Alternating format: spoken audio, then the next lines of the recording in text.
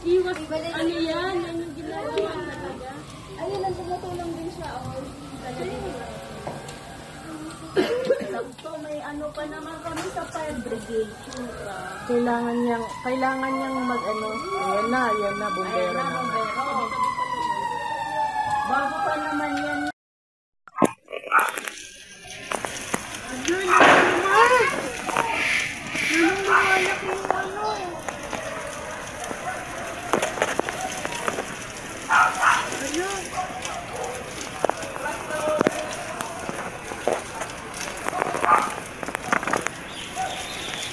Sumiklab ang apoy sa isang 4-story residential property sa Puroktos, F. Banaag Street, Barangay Pineda, pasado alas 6 ng umaga noong Huwebes. Ayon sa ulat, umabot sa first alarm ang sunog.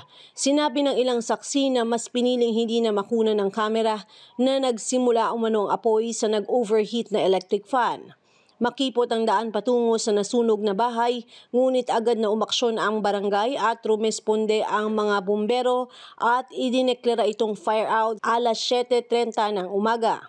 Halos wala umanong naisalba ang pamilyang nasunugan.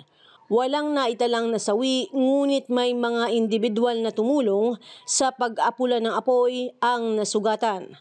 Naabutan pa ng iNews ang mga nasunugan na naglilinis sa nasunog na bahay. Nabatid na sa kasalukuyan ay maninirahan ang mga biktima sa kanilang kamag-anak.